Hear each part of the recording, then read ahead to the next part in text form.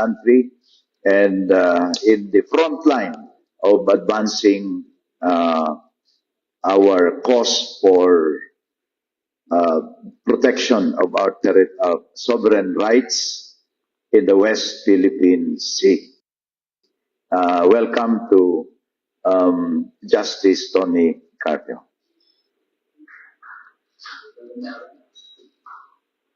Good morning to everyone. Good morning to everyone. Thank you, Senator Joy, for inviting me here. I'm very happy to be here to join you and answer your questions. Thank you.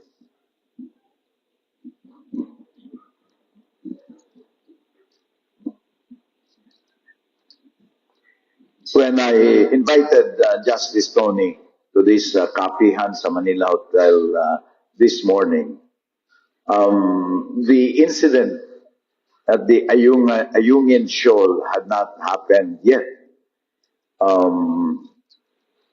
But we here at the Kapihan sa Manila hotel scheduled this discussion with the topic Philippine position on updated position of the Philippines with regard to the West Philippine Sea.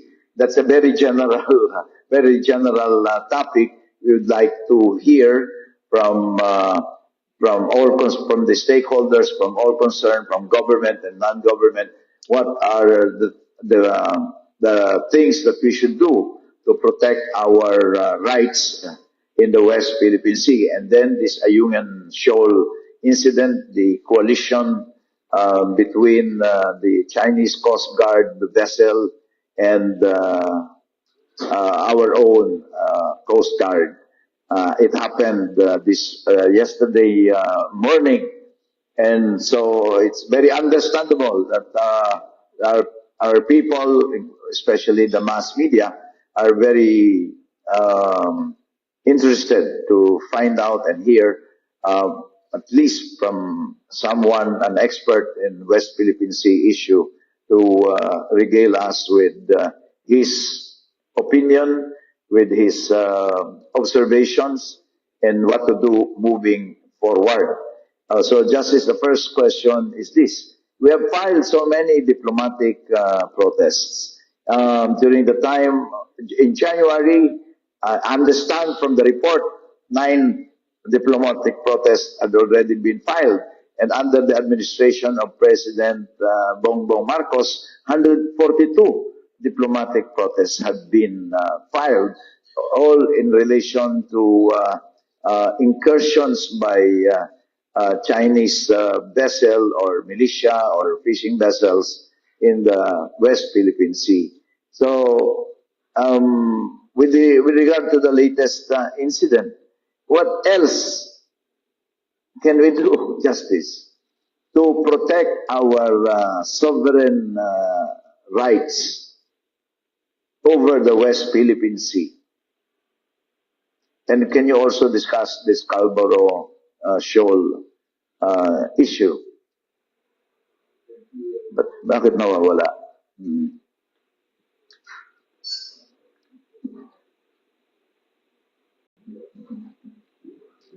Thank you for that question.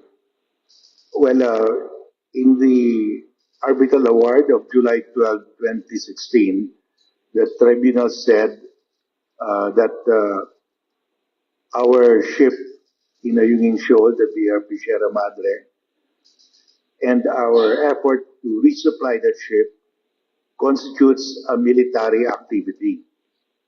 And under UNCLOS, military activities are outside the scope of UNCLOS and outside the scope of compulsory arbitration because it's a military activity. That's an exception. So I've been suggesting that we put up instead a civilian lighthouse operated by the Coast Guard. Coast Guard is a civilian agency, and put up a marine research center in Ayungin Shoal because at present it's a military activity and we cannot go to UNCLOS to complain. So if we shift the activity to a civilian activity and China stops our resupply, then we can go to the tribunal again. That's one. That's, I think, long term we have to do that. Second, in the meantime, we keep on supplying, of course, Sierra Madre because we have our contingent of soldiers there. And there's also possibility of resupplying by air. You would have an airdrop to our people there. So, but as far as long-term plan, we should now shift the activity to civilian activity so that we can go back to the tribunal and keep on piling up the awards against the arbitral awards against China. On Scarborough Shoal, the tribunal said it's a common fishing ground among Filipino, Vietnamese, and Chinese fishermen. So the first thing to do is for the three parties, Philippines, Vietnam, and China, should come to an agreement on what are the common grounds for fishing. What time of the year do we fish? What is the limit of fish catch in terms of tonnage for each country? And what is the off season to allow the fish to generate, to recover? So we should bring that up to China and Vietnam. And if China refuses to discuss with us the common ground rules, we go back to the tribunal and tell the tribunal that's a common fishing ground. China refuses to discuss what are the ground rules. We want the tribunal to set the ground rules, and these are our proposals. I'm sure Vietnam will also join us there. So that's the way to move it forward, and the tribunal will come up with the ground rules. How many tons can fish Filipinos can take for a year? Now, what are the off-season months? So we have to keep on piling all of these judgments, because if you look at it, the world is behind us because we have an arbitral award. And the world will always support the decision of an international tribunal, because that's supposed to be the final solution by an impartial body under international law to settle a dispute between states. Remember, the UN Charter says all disputes within states must be settled peacefully by negotiation, mediation, and finally by arbitration. So we are going to arbitration to finally settle it. And then that's why we have a very strong support from EU, from UK, from Australia, Japan, because we have the award. It's a judgment. And they want China also to comply with the award. Without that award, we will not be getting this kind of support from the West, from other like-minded countries. So for Scarborough Shoal, let's move it by looking at the ground rules for fishing, propose it to China and Vietnam. If China refuses, we go to the tribunal. For Ayungin Shoal, let's shift the activity to civilian activity so that we can go to the tribunal if China stops us. Thank you. Justice, you said that the action that the Philippine government is doing in relation to the Ayungin Shoal, where we grounded a vehicle, a vessel, the RP Sierra Madre, where we have our soldiers there. And the resupply mission that is being done almost on a regular basis is described as a military action, which is beyond the scope of jurisdiction of the international tribunal. Well, Be that as it may, is the maneuvering and all these maneuverings being done by China, which had been described as bullying by some quarters,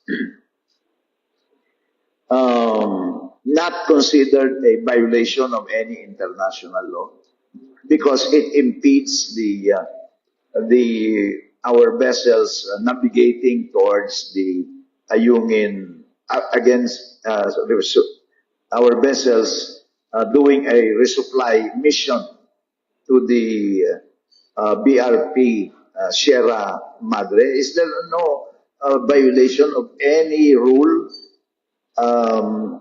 Because if that is the case, if there is no violation, any country can just maneuver and like Patentero, they would not allow us to go to a vessel, although grounded. It's grounded there intentionally by the Philippine government, and we are conducting a resupply mission. Wala ho bang masama doon? Wala bang paglabag sa anumang batas um, yung ginagawa ng China? The dangerous maneuvers conducted by Chinese Coast Guard and maritime militia vessels violate the international rules on safety at sea. That's very clear. Our problem is, where do we go to complain? So it constitutes a violation. Uh, that's exactly what the tribunal said in the award when we uh, presented that issue. We asked the tribunal to declare the activity of China in harassing our resupply ships as illegal and to order China to stop doing it. The tribunal said it may violate the international rules, but we don't have the jurisdiction to order China to stop. So these are clearly violations of rules on safety at sea, but uh, we have to look for the venue or the tribunal that can give us redress, and UNCLOS will not entertain that because it's beyond its jurisdiction. Um, Vietnam, for example, had tussles with China in the past. Um, in Vietnam, response again in the past was to really confront even militarily China. Indonesia had tussles also with China. I'm not sure if it is within the Indonesia's exclusive economic zone, but Indonesia did something proactively. In fact, burned and confiscated. I'm not sure the details, but they were able to stop the poaching by Chinese fishing vessels in Indonesia's waters. I'm not saying or advocating that we do something as drastic as what Vietnam and China did with regard to the disputes in the South China Sea. But what else can we do aside from filing diplomatic protests? You already mentioned turn our moves in the Ayungin, around Ayungin Shoal into a civilian activity, put up a lighthouse, etc., etc. And when it will already qualify as an activity that can be covered by UNCLOS. That is one thing that can be done, and that's a concrete proposal. In addition to that, what else can be done to make sure that we are not always receiving this situation, holding ourselves with an empty bag? We can just shout and protest, but there is nothing being done to correct what. By the way, yung water cannon din, no? Binomba rin tayo. May nasugatan, nasira pa yung some parts of the resupply vessels. No? Dalawa yung resupply uh, vessels contracted by the Philippine government. Binomba yun. Binomba ng water cannon at may nasira, may nasaktan. So, ganun na rin ba? Ganun na lang ba? Well, we can add more Coast Guard vessels to protect the resupply vessels. That's one. Two, I think the U.S. has offered to conduct a joint patrol at the same time as we resupply. So, but we're not going into that yet because we consider this as something that we can do by ourselves. No? But that would be another option if we want, because the U.S. is prepared to conduct a joint patrol in the same area as we deliver the resupply materials. We can also add more Coast Guard vessels to accompany the resupply vessels. In the case of Indonesia, the Indonesians seized the fishing vessels. Did not have a collision with the Chinese Coast Guard or the Navy. In case of Vietnam, they were shooting at each other with water cannon, but there was no action filed by Vietnam before any tribunal because that was considered to be, well, I don't know the reason of Vietnam why did not file. So what we can do more is to add more vessels, more escort Coast Guard vessels. We can even add our Navy to join. But of course, we expect China to similarly escalate it. We can finally ask the U.S. to conduct a joint patrol at the same time. Last January, there was a meeting. I think I'm not sure if it's a bilateral meeting between China and the Philippines, precisely to discuss how to de-escalate the tension in the West Philippine Sea, and in particular on how to manage this resupply mission. But would you know if something positive came out of that talks between China and the Philippines? Because if there was, then this incident would not have happened. Well, they tried to put up a mechanism in case of skirmishes or tensions. There's a mechanism to talk to each other, but of course, China will not answer the phone. We tried it before when there was a tension, either mutual, we called them up, but they would not answer the phone. So that's how they operate. If they do something, they will not talk to you, they'll just do it, and afterwards you can talk, but it's all over. So we just have to either add more Coast Guard vessels, add our Navy, or go into a joint patrol if we want to continue this course. Because we will be resupplying Sierra Madre regularly at least once a month, or normally it's twice a month. But China will always be there. So if we continue with this option, we just have to add more Coast Guard vessels to accompany the resupply ships or escalate it by conducting a joint patrol with the U.S. Our neighbors, Indonesia, Vietnam, even Malaysia, Brunei, they all have claims in the South China Sea. In fact, we have conflicting claims also with them. What is delaying the agreement on the code of conduct in the South China Sea? Why is it getting delayed, or It's not moving the way it should move. Are our ASEAN, Southeast Asian neighbors not as interested or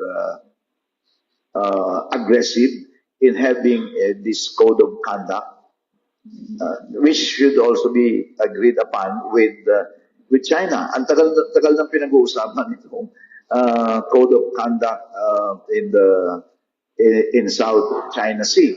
But hanggang ngayon, nagkakaroon ng ASEAN meeting, palaging may items sa agenda, pero patagal pa ng patagal.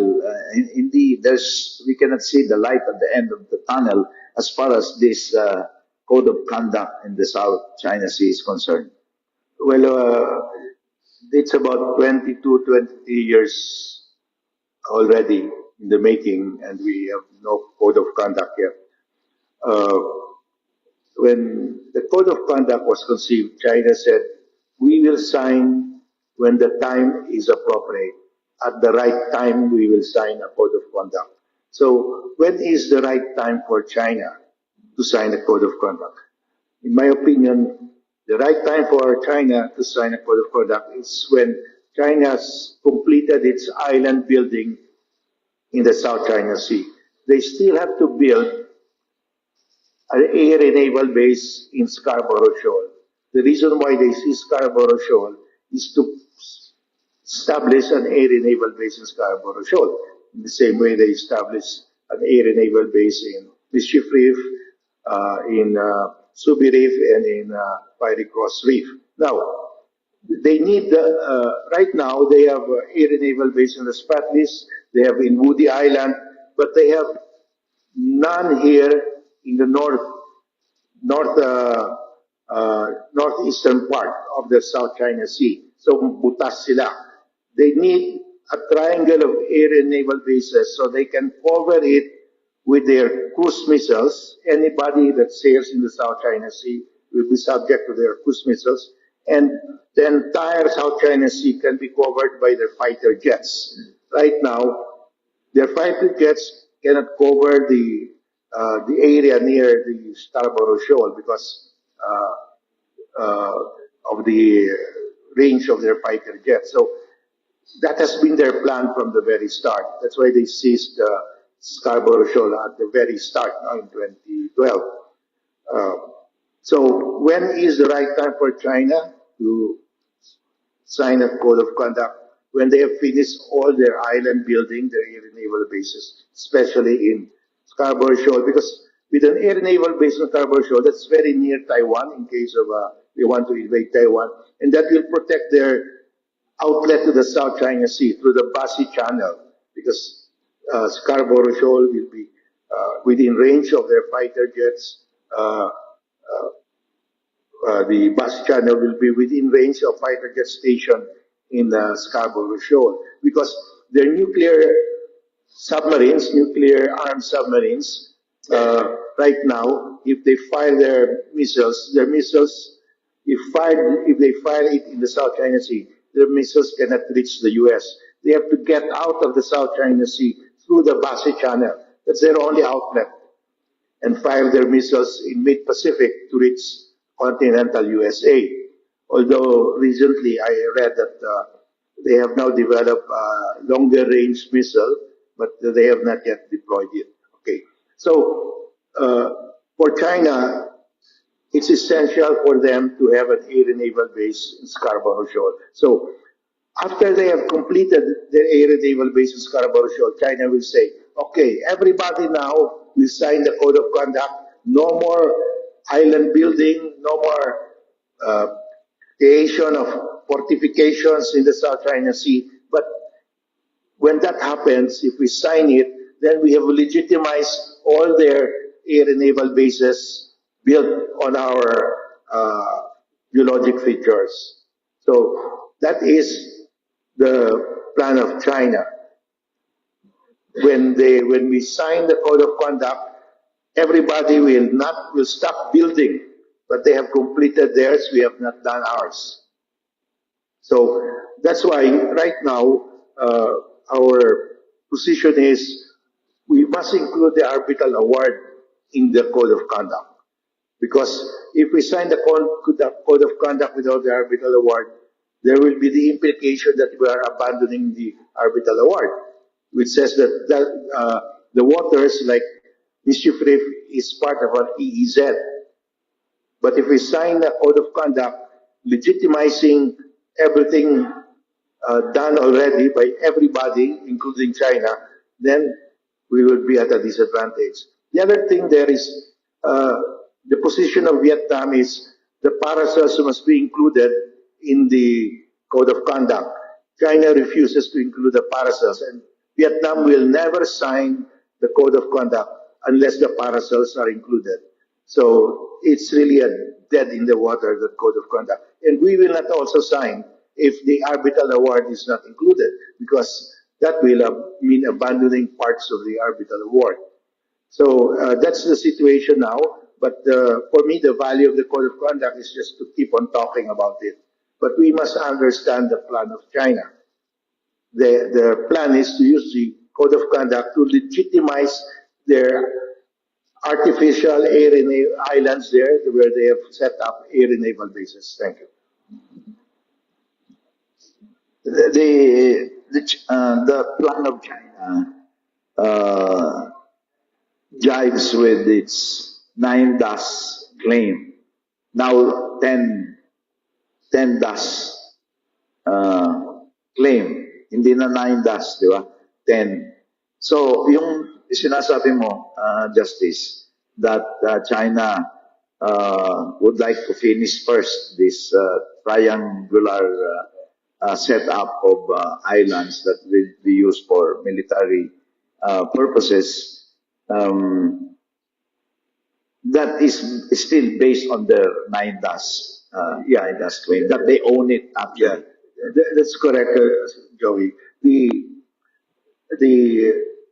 10 line is now called by China in their new map their international boundary, which means what is enclosed by the 10 line, the waters and everything enclosed, constitute their national territory. Because that's, if it's your international boundary, beyond that, the territory is not yours. But within, that's your national territory. So they have actually ramped up, because in the 9 line map, they are ambiguous as to the meaning of the dashes. What is the meaning of the dashes? But in the 10 line map, they already put there in the legend of the map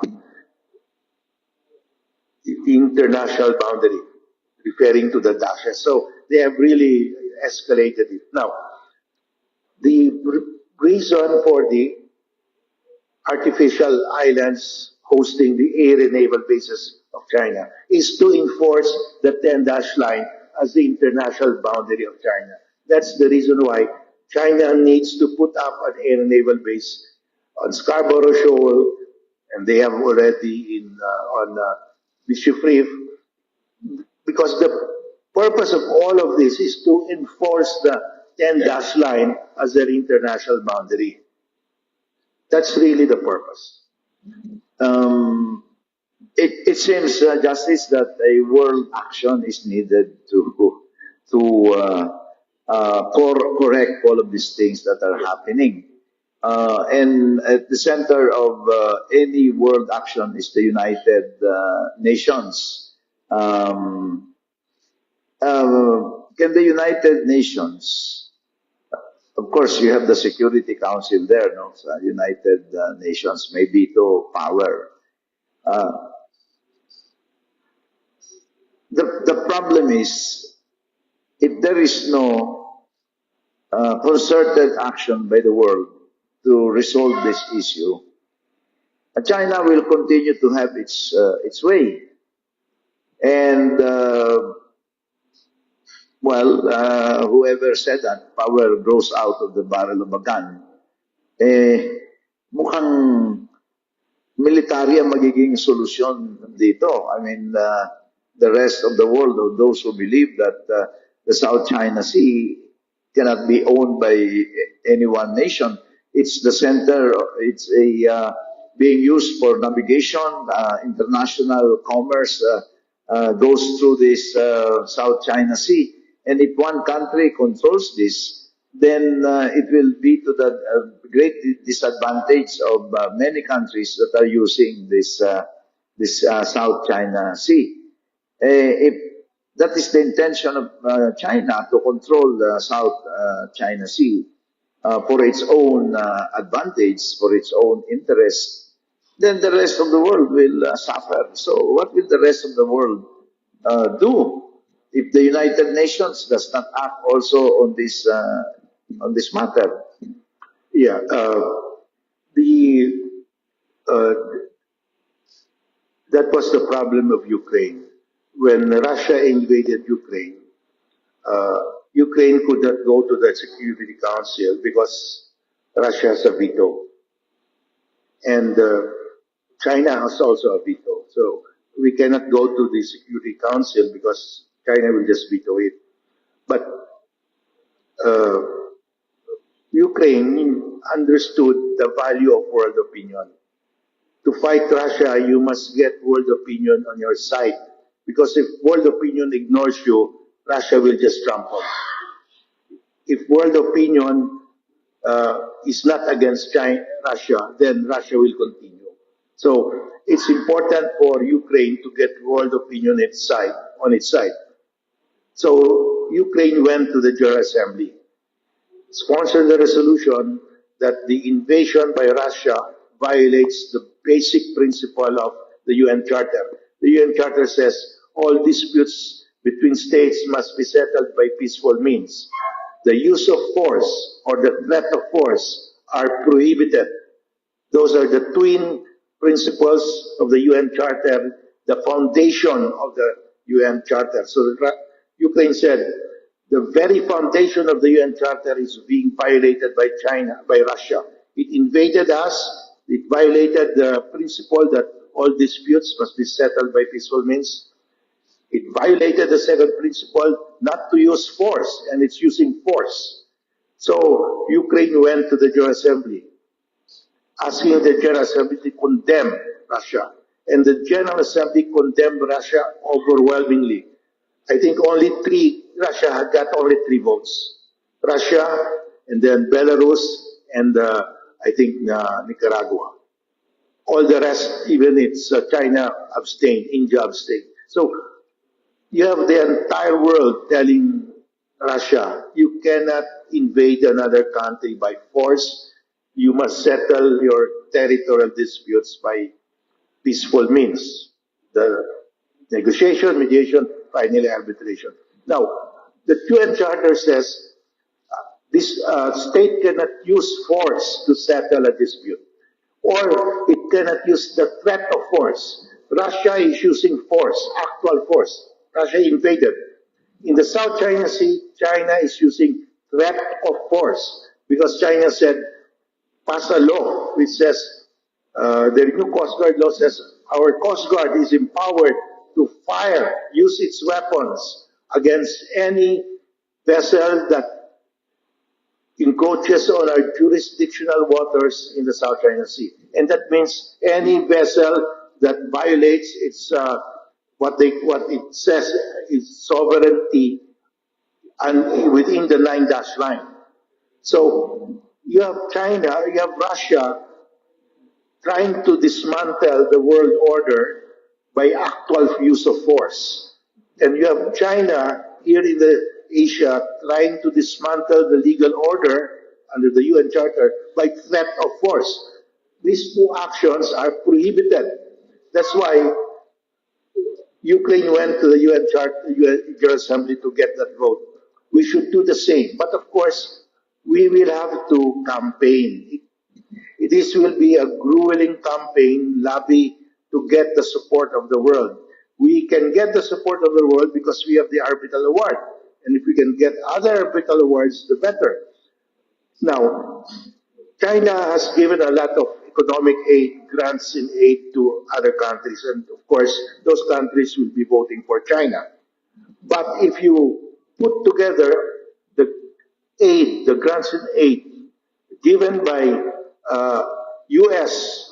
Canada, UK, France, Germany, and all the rest of the EU countries that have supported us, including Japan, South Korea, we will get more. This, if we can convince all of these allies of ours, the US, the EU, to lobby for us, to join us in lobbying all the countries to support the vote in the UN that we will put. Because in the UN, we will say China should be condemned for violating the basic principle of the UN Charter. It is using threat of force on other countries. So it will take time, but we have to do it now. I am sure we will get the support of a majority of the states because if China succeeds in grabbing the entire South China Sea as its own national territory, then the world order will collapse because UNCLOS will collapse. If UNCLOS cannot apply to the South China Sea, then UNCLOS will collapse. And there is a new treaty now, the High Seas Treaty. There are high seas in the South China Sea. About 25% of the South China Sea are high seas. But China said, we are signing the High Seas Treaty, but the High Seas Treaty does not apply to the South China Sea because there are no high seas. So we must campaign. All the countries that will ratify the high seas will say, this treaty applies to the South China Sea. We should all ask our ASEAN neighbors because it is the process of ratifying the High Seas Treaty is ongoing now. So China will declare, I'm sure they will put there in their ratification that the High Seas Treaty does not apply to the South China Sea. We must ask everyone, the US, Australia, Japan, Vietnam, the ASEAN countries, to ratify the High Seas Treaty, but with a declaration that it applies to the South China Sea, because there's already a ruling that there are high seas in the South China Sea. The arbitral awards says there are high seas. So we have to do all of this, no? And our DFA must have these marching orders. They have to engage the other the the countries where they are based. If they are, you are an ambassador let's say Mexico, ask Mexico to support that. And I'm sure the other countries will be too happy to declare that the High Seas Treaty applies to the South China Sea, because if the High Seas Treaty does not apply to the South China Sea, the High Seas Treaty will collapse. Because who will respect the High Seas Treaty if China will say, no, I am exempted. Russia will say, I'm exempted. India will say, I'm exempted. So everything will collapse. So, but we need really to activate our DFA to engage their counterpart diplomats. Thank you. We will now ask members of the media to shoot their own questions. This is a very interesting topic, and Justice Carpio has given us a lot of insights on first what happened and what's going to happen and what can we do to protect the sovereign rights of the Philippines over the West Philippine Sea. It's very clear now that a peaceful resolution of the disputes in the West Philippine Sea can only be achieved through, consistent bringing to the world what's happening in the West Philippine Sea, getting the support, positive support of as many nations as possible, to respect UNCLOS and the international arbitral award. And then we can engage the United Nations by filing a resolution, but we have to campaign so that the world opinion will be concretized in a resolution passed by the passed by the UN General Assembly. Well, medyo talaga nakakalungkot that we are a country without so much influence at this point in terms of economic power. We're looking for pledges all over the world to help us in our economic development. But that doesn't mean that the world is not going to respond positively to our appeal because everybody will be affected. The Treaty of High Seas is approved and China will have its way that it does not apply to the South China Sea. Can you imagine? I forgot how much is the world trade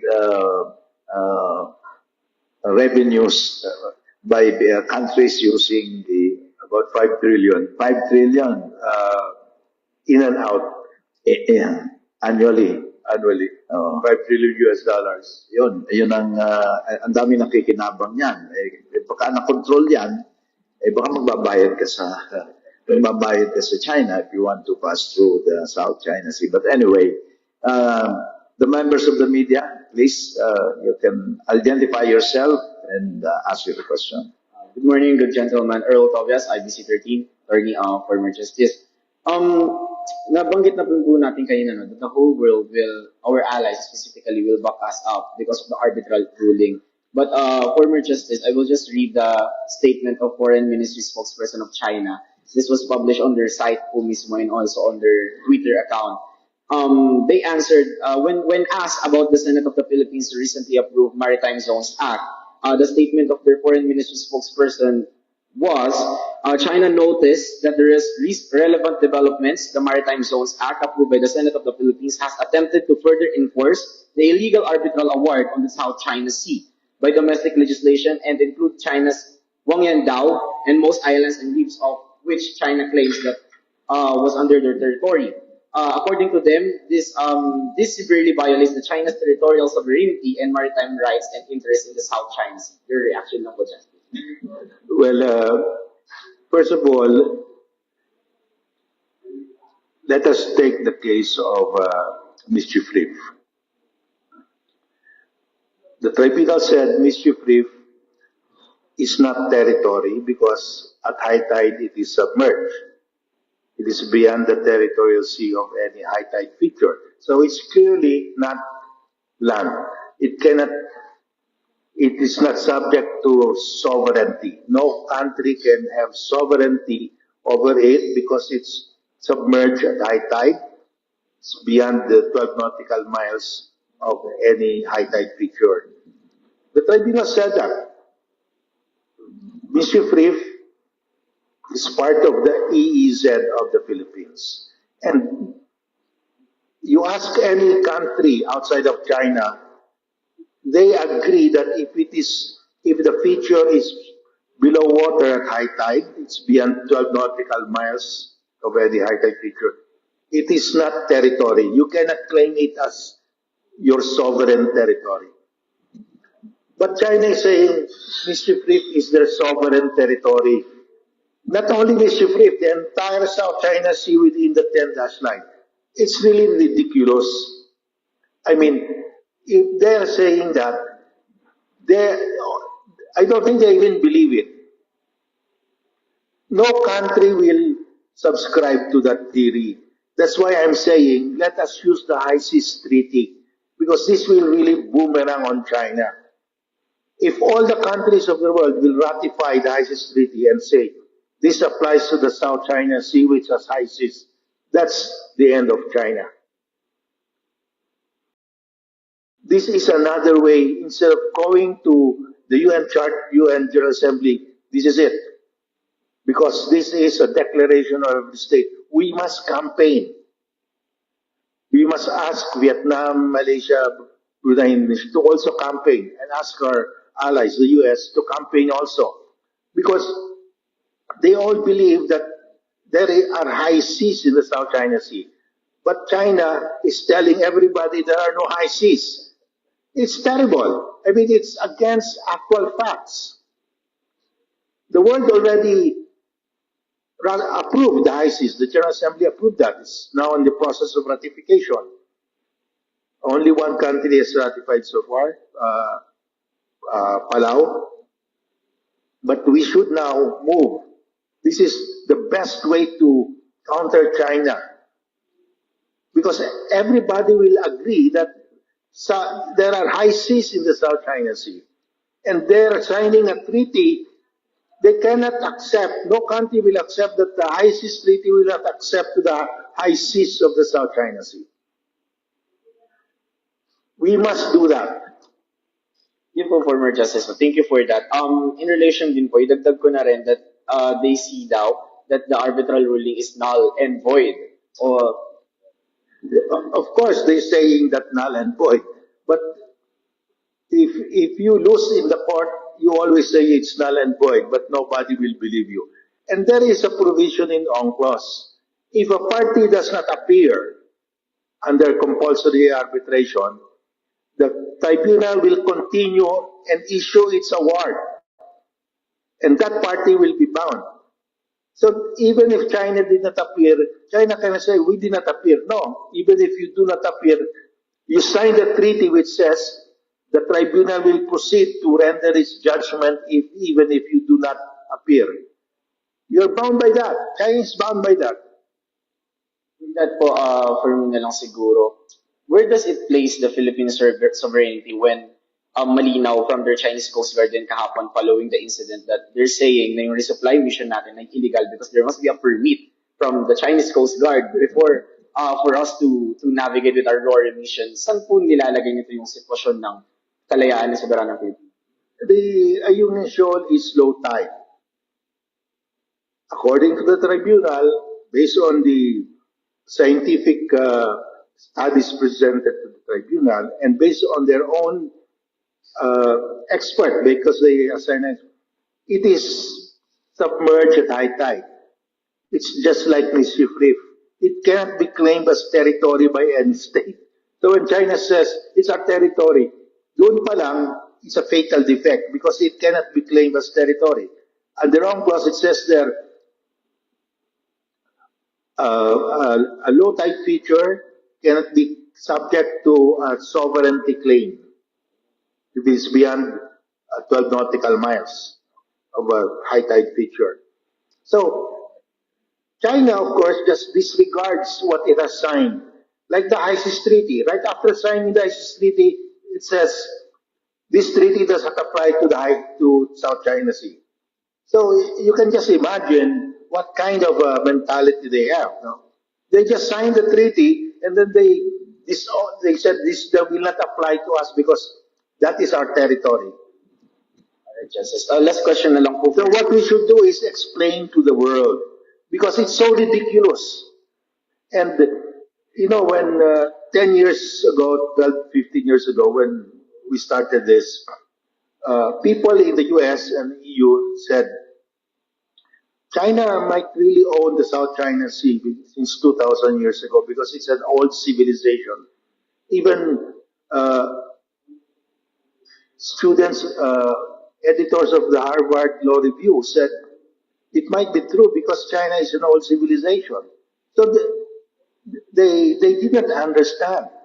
So when the tribunal came out, it was very clear that we presented all the maps of China.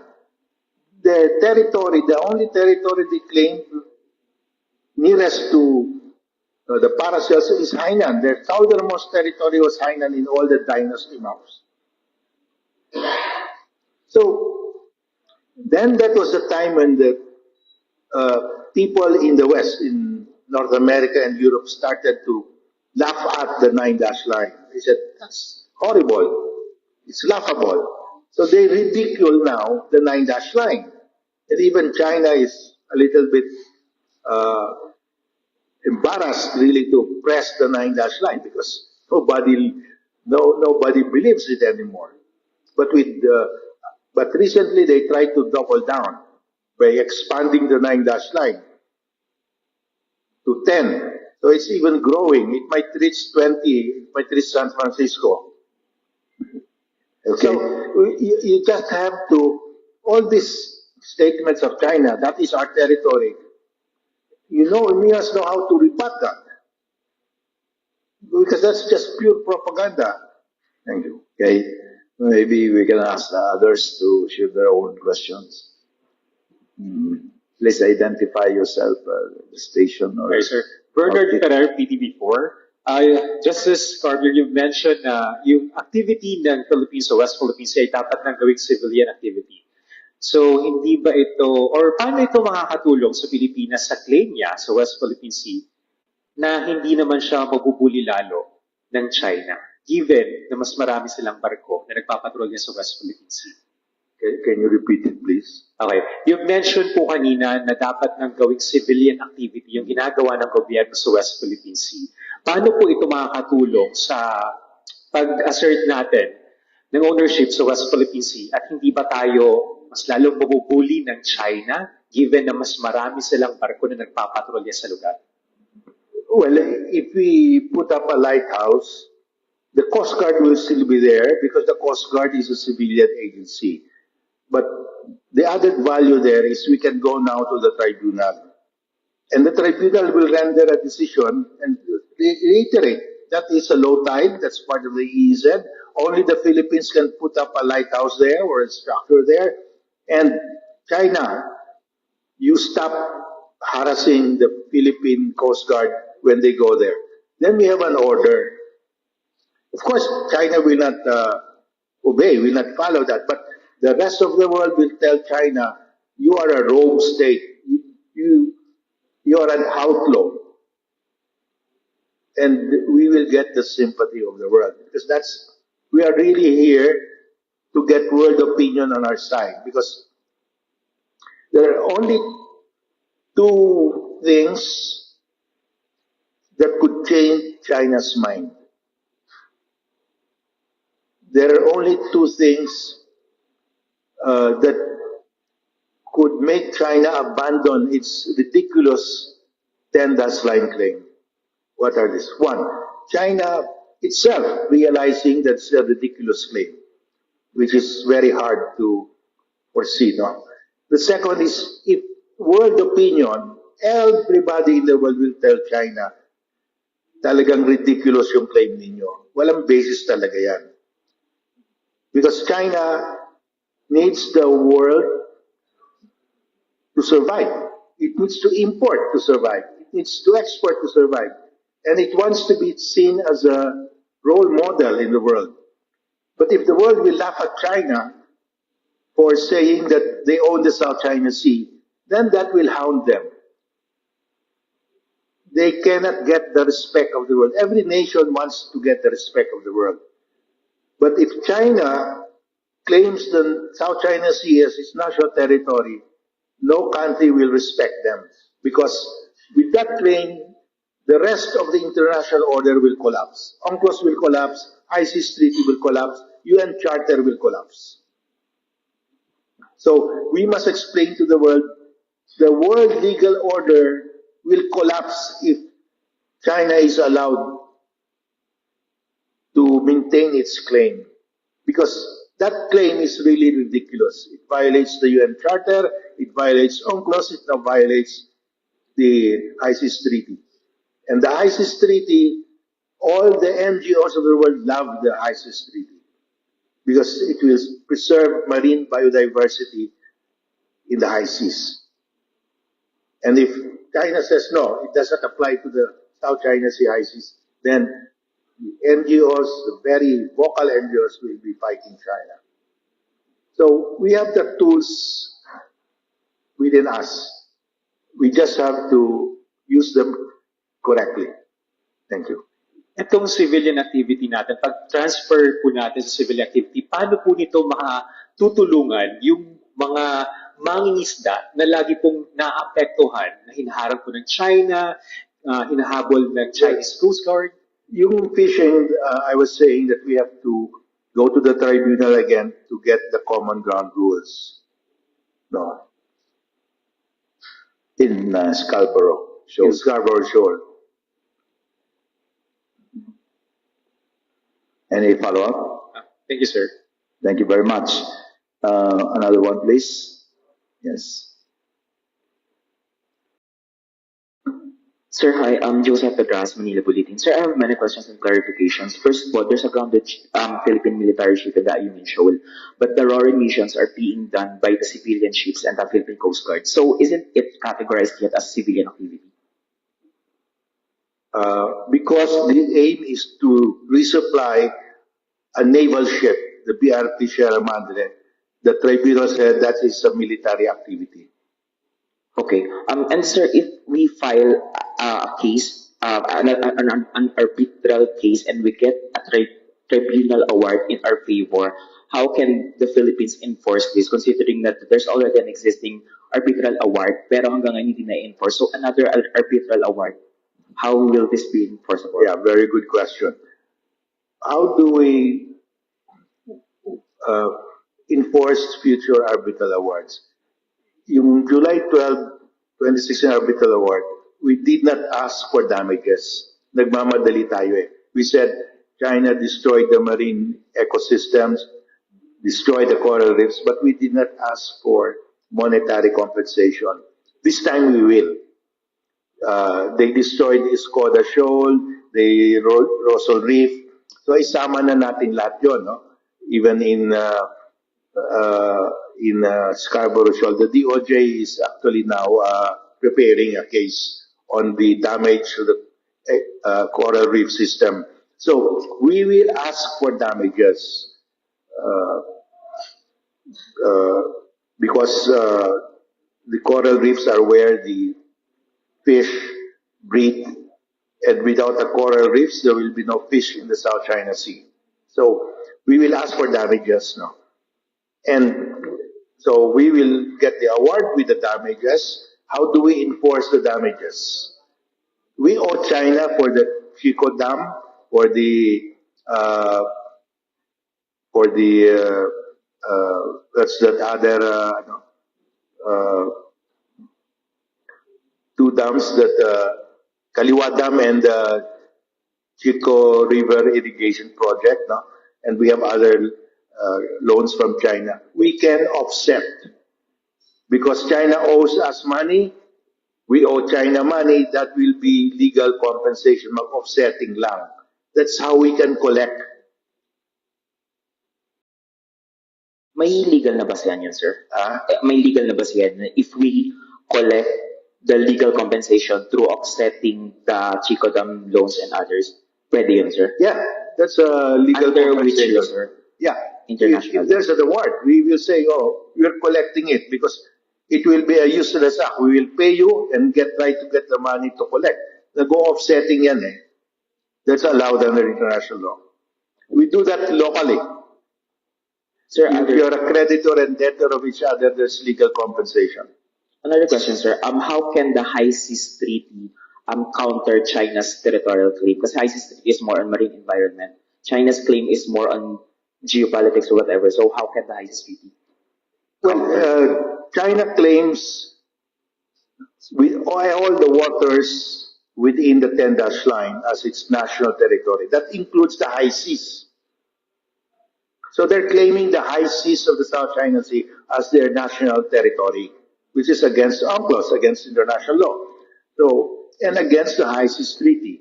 So when we will campaign with all the countries, when you ratify, we'll tell Vietnam, when you ratify High Seas Treaty, declare there. You're allowed to declare under the High Seas Treaty to make a declaration, as long as the declaration is not inconsistent with the High Seas Treaty.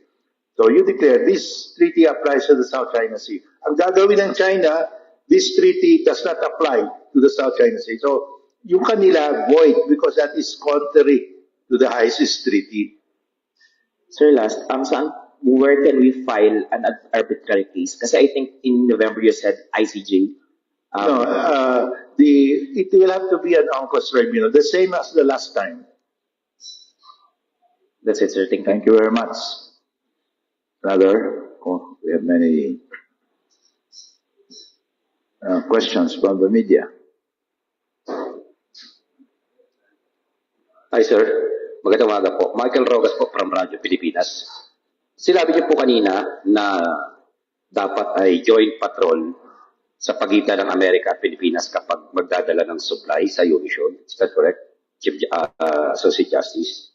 Well, if you want to, because the question of Senator Joey was, what else can we do para we can deliver the resupply, no? Well, we can add more Coast Guard vessels, bring in the Navy, or ito na ang pinakamalakas, conduct a joint patrol with the US at the same time that we deliver to Ayungin Shoal. So, hindi po, wala po bang mangyayaring paglabag sa United Nations? Wala. Because, o sakasakaling ganun po ang gagawin? Yeah, wala. Wala namang, because there is freedom of navigation in the EEZ. Ang Ayungin Shoal is part of the EEZ. Actually, we cannot stop other countries from sailing because that is exclusive economic zone. In the exclusive economic zone, there's freedom of navigation for all states of the world. So, pwede duman kahit sino. But because that is our EEZ, ang possess the coastal state, we, the Philippines, we're the coastal state, has exclusive right to put up a structure in its exclusive economic zone. So we can put up a lighthouse.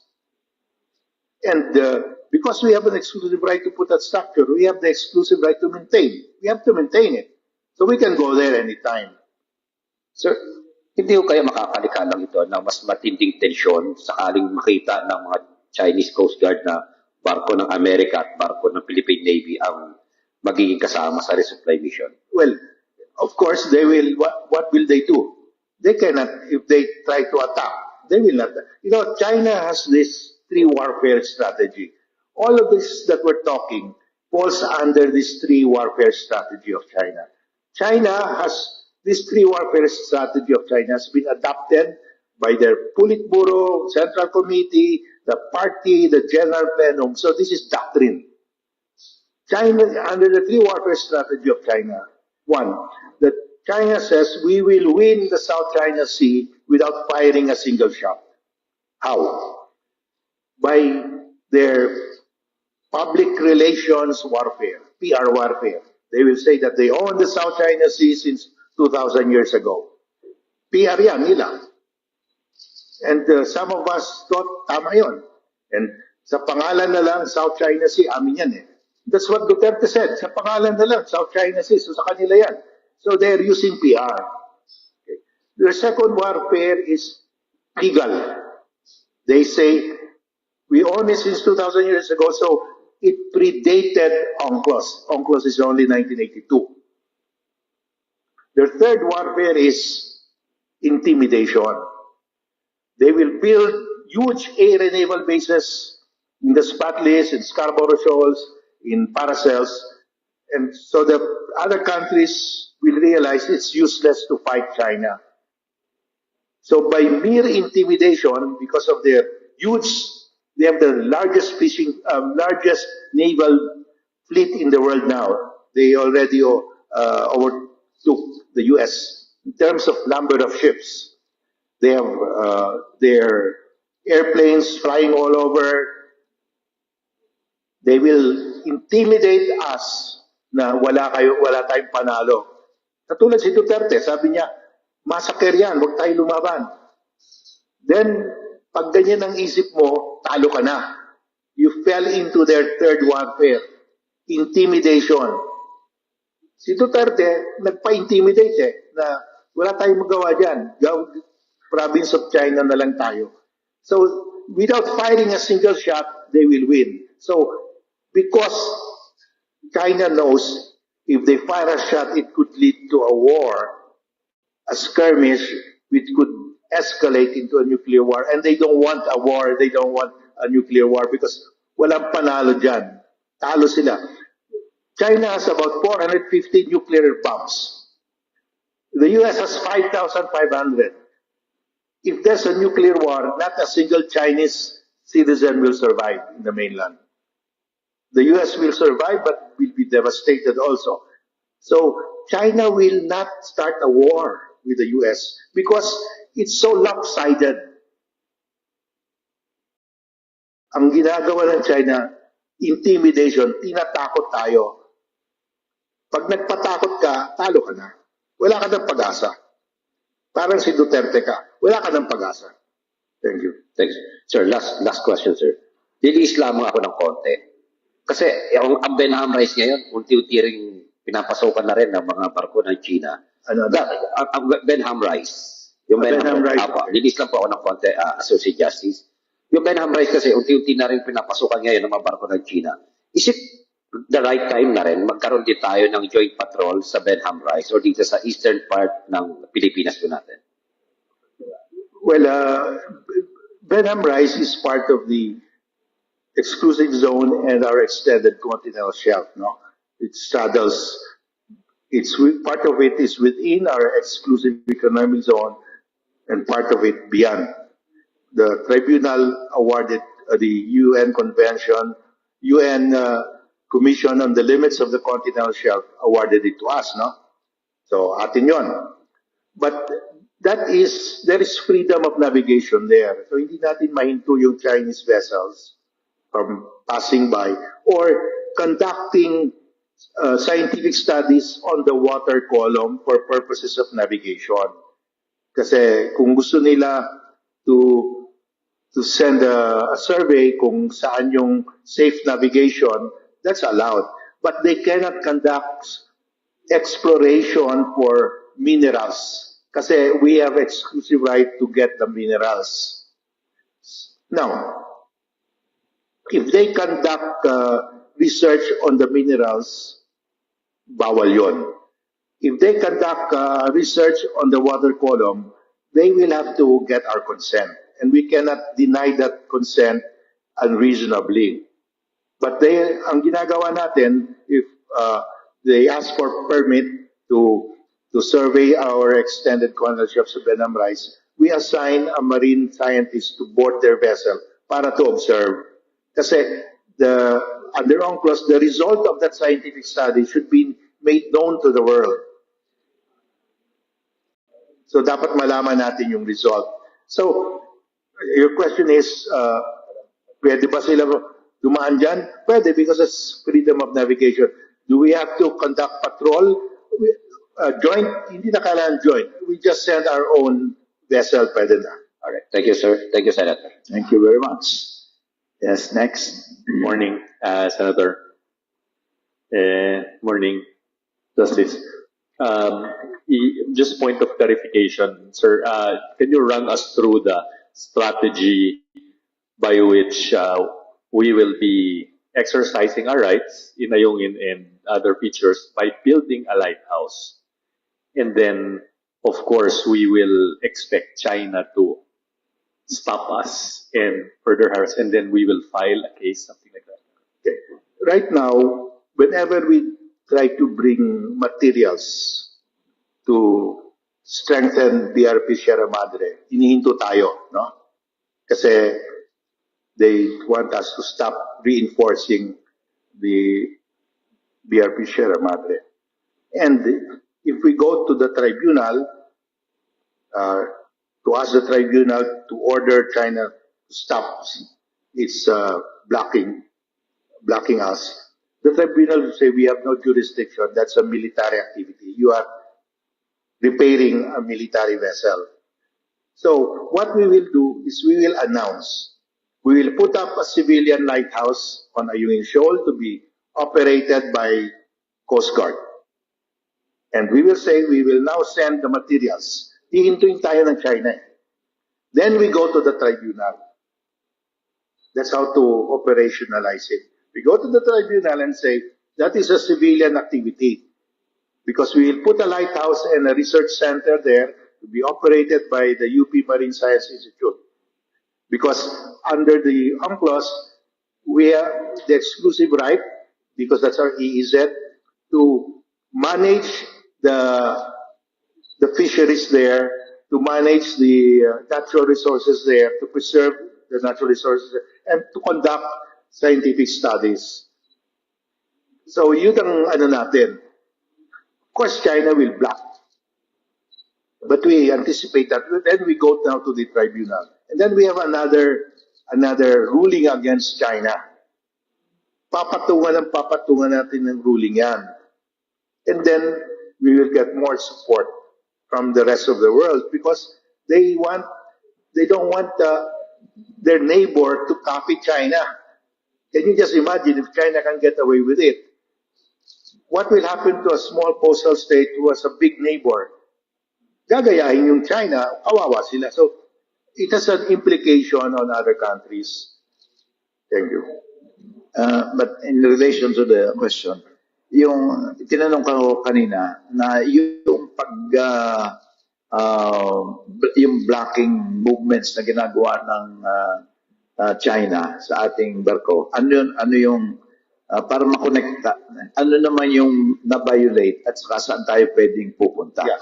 Pag civilian vessel yon, Coast Guard, pinadala natin to resupply the lighthouse, civilian lighthouse, blinak ng China, then we can complain pag may dangerous maneuvers because it's a civilian. We can go to UNCLOS to complain and get an order directing China to stop because may jurisdiction ng UNCLOS, civilian na eh. Hindi, yung blocking, yung present situation ngayon na BRP Sierra Madre, yung ating nire-resupply, that in itself, you mentioned earlier, hindi naman pwedeng gawin yun. Yeah, that's violation of the rules of safety at sea. Kaya lang, walang tribunal that has jurisdiction. Yun ang problema. Mga collision regulation, walang tribunal. Kasi di ba sinasabi violation ng collision regulation. Wala kasi military eh. In-exempt yan eh. Last question. Sorry, I'm Chino pala. Attorney Chino ng GMA 7. We know how the MDT operates, but then in the spirit of that agreement, the ironclad tayo, do you think, Justice, that it's about time? Or is the US, you think, masyadong nagiging technical at this point for not extending help when, people are already getting hurt in water cannon, sugatan, and then it's pattern na yan talaga. No? Short of the joint patrols, which they still haven't done at this point, dyan sa may Ayungin, of course, nandiyan na sa Palawan. Do you think US and the other allies should really step it up na? I mean, medyo kulang na ba sila sa commitment nila? Well, what's happening now, we have only one treaty partner, the US, and we can invoke the treaty only if there is an armed attack. And this is not an armed attack. So, and China knows that. China can easily take BRP Sierra Madre anytime. It's totally defenseless. But that will be an armed attack on a Philippine naval ship because we carry BRP Sierra Madre in a roster of active ships, although it does not sail anymore. The engine is conked out long time ago. But we carry it in the roster of our active ships precisely because we want to invoke the treaty, the MDT, if it is attacked. And China knows it. That's why it's not attacking. So they're just waiting for the superstructure of BRP Sierra Madre to collapse. Kasi talagang rusty na. And it could collapse anytime. I've been told 2 years ago na 2 years na lang yan. I don't know what they're doing there to extend it, no? But it's only the US that is our treaty ally. And the US has been repeating, we can invoke the treaty if there's an armed attack anywhere in the West Philippine Sea. They've been repeating that again and again. And China knows that, and China does not conduct any armed attack. Because the last thing that China wants is to give the US a legal excuse to intervene in the South China Sea dispute. So, under the three warfare strategy of China, China will not undertake an armed attack to trigger the mutual defense treaty. They will not. Because they want to win the South China Sea without firing a single shot. And they've been successful so far by just intimidating everybody. Okay? Yes. Good morning, Justice. Benjamin Pulta po sa Philippine News Agency. I used to cover you sa Justice. Yes. Sir, my first question was something you said earlier, and I may have caught it out of context. You said that the only chance that the China would back down from its position in the South China Sea stone, or B, the entire world goes against its position, prompting it to change its position. But sir, how realistic is that, considering this is the time of BRICS, when basically China, along with Russia, Brazil, and India, has become the bigger economies as compared to the earlier ones, the traditional ones, which are our allies. Could we not be in a position that we just don't care the position of the Chinese would be big for this? Well, that's the thinking of China now. But if we get more countries on our side, and right now China is having economic difficulties, and the projection now is China will no longer overtake the US in terms of GDP. So it's not set in stone that China will remain that way. Eventually, China will have to, because China is not only quarreling with the Philippines, it has the same problem with Vietnam, with Malaysia, Brunei, and Indonesia. So, and these countries will never agree to give up their EEZ to China. The same way we will never agree. So, this will fester. This problem will continue. But continues till the end of the century. Sea level rise will be 1 to 2 meters. It will submerge all the islands in the Spratlys. Even Scarborough Shoal will be underwater. What is the consequence of that? Those islands will now form part of our exclusive economic zone. Once they are submerged, they will be part of our EEZ. So all we have to do is hang on. Sure, sea level rise will be very high. People say, that, wow, that's unimaginable. But scientists are already saying it. There's unanimity among scientists that the sea level rise before the end of the century will be 1 to 2 meters. So it's going to happen. Well, we will be flooded. Our coastal areas will be flooded, but those islands in the Spratlys will be submerged. All area will be submerged. We have to hang on because once those islands will be submerged, they are within our 200 nautical mile EEZ, they will belong to us. So long term, we hang on. Short term, let's get the support of all the countries. There's this high seas treaty which gives us an opportunity to get their support because they have to act. They have to. If they ratify, they don't want to accept that China owns the South China Sea and there are no high seas. So it's very easy to convince them. So we must take advantage of this. Thank you. Okay, follow up. Yeah, one it's a separate question, sir. Pero baka lang pwede, sir. You were Chief Presidential Legal Counsel during the time of President Ramos, which sent LS 57. And then you were Justice of the Supreme Court. So you had this unique access and viewpoint to the situation. In your opinion, sir, who among the chief executives did the most to improve our position in the South China Sea? One follow-up question afterwards, sir. Well, when China seized Mischief Reef that was in 1997. That was the time, no, 1995, during the Ramos years. I was there. And we were dumbfounded.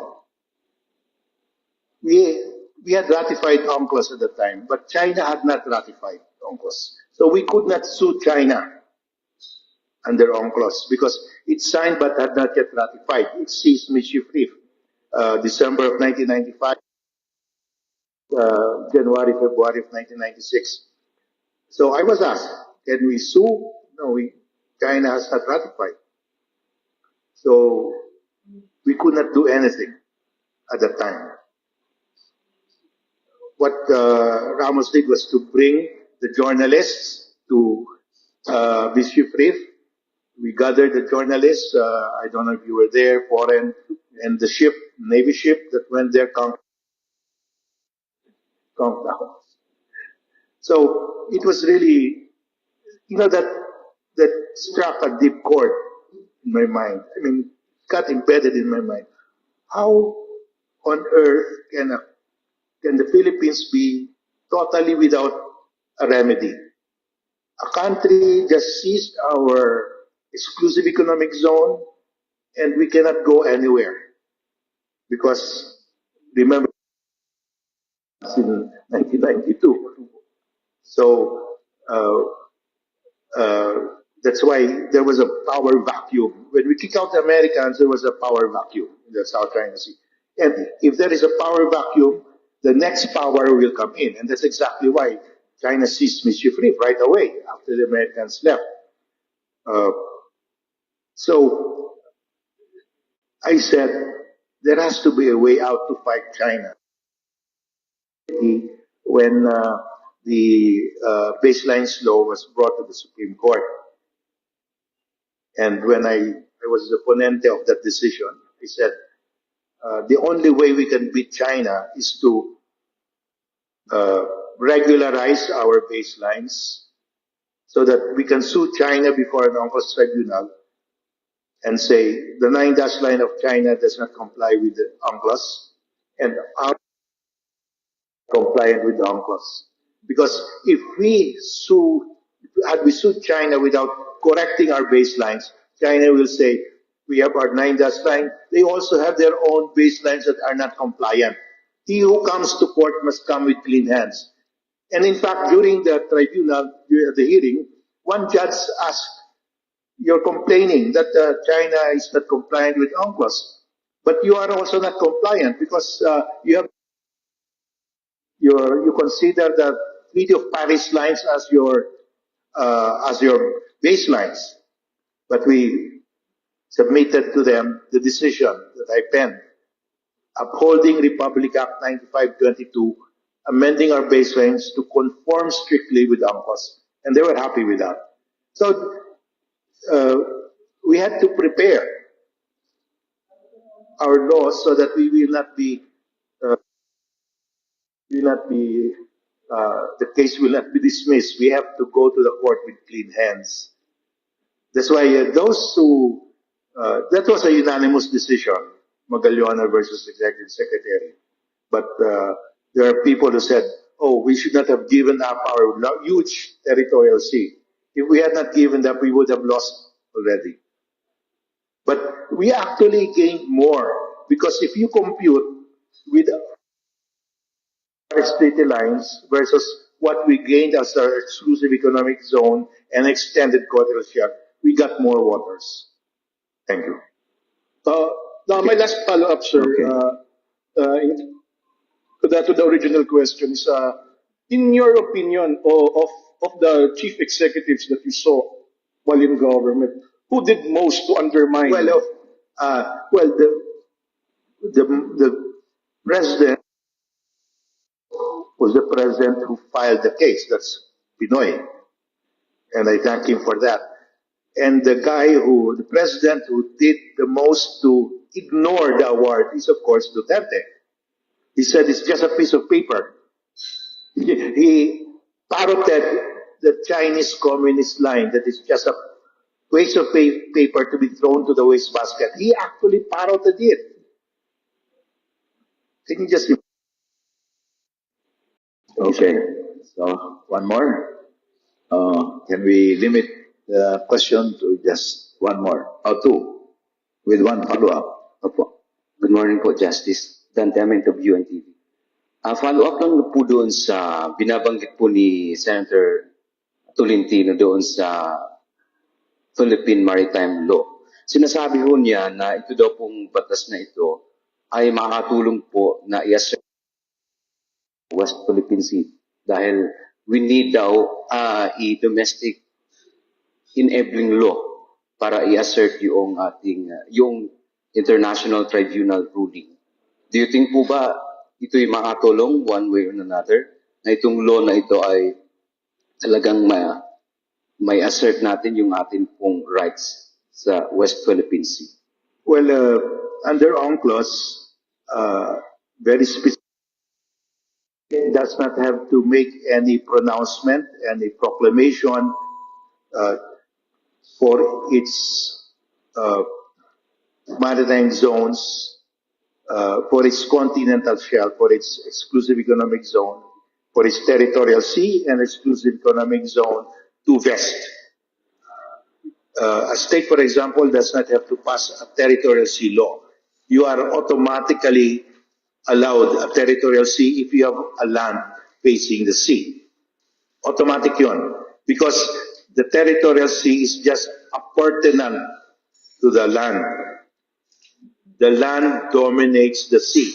If you have sovereignty over the land, automatically you have a territorial sea. Because the territorial sea is like an accessory to the principal, which is the land.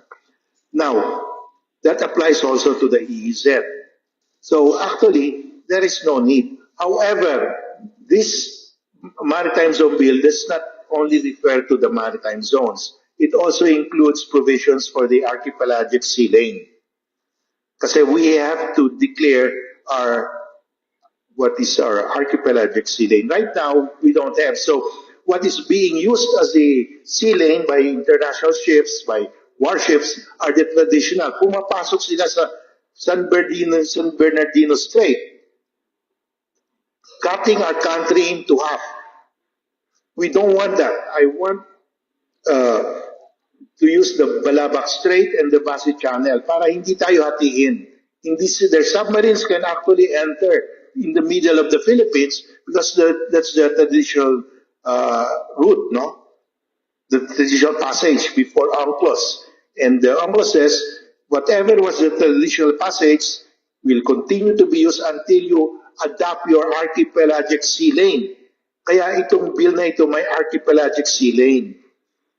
We need this because of that, not because to enforce to vest title to our maritime zones. No, it automatically vested because we have the land. Land dominates the sea. Also, I have requested Congress, a friend of mine, to include there, because China's policy on territorial seas, if you pass through our territorial sea on innocent passage, you must inform us or secure our permission. That is minority view. The rest of the world, majority of the world, does not require prior consent or prior notice. No, and we follow that. So when Chinese warships pass through the Balabac Strait or the Basi Channel, they don't inform us. And we don't require them to inform us or to get our consent.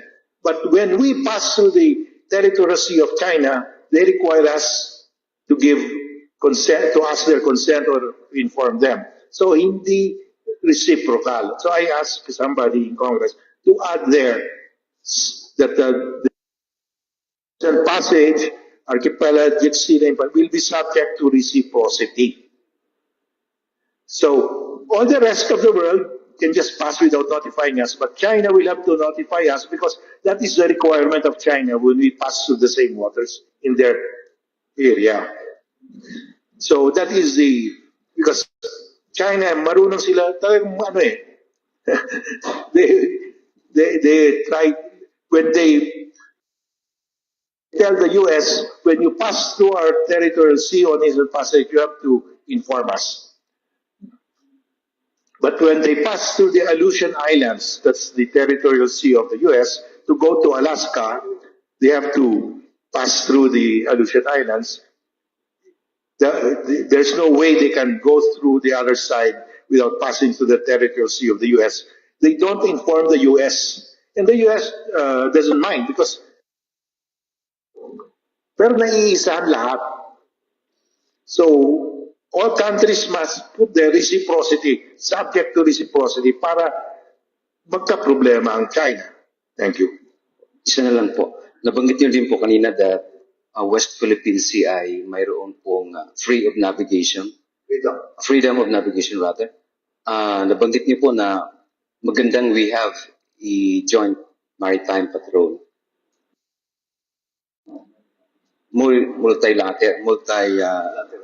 Lateral patrol kasama na ni Japan or Australia dahil sinasabi niyo rin po we need to gain support from the international community. Thank you. Yeah.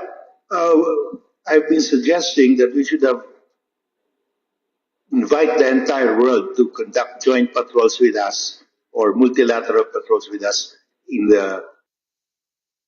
in fact, we should have joint patrols with our ASEAN neighbors.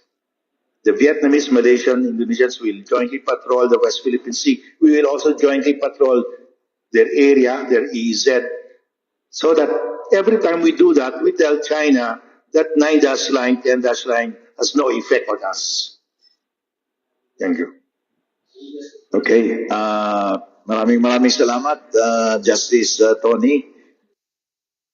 Bring your views with us on this very timely yet controversial issue with regard to the West Philippine Sea. Your last words. Thank you, Senator Joey. I'm very happy to have discussed this with you. It's my advocacy, and I'm always ready to discuss this with anyone. Thank you. Okay, maraming salamat sa mga kaibigan ko sa sa susunod, mga kontrobersyal na topic din ang ating pag-uusapan. Thank you.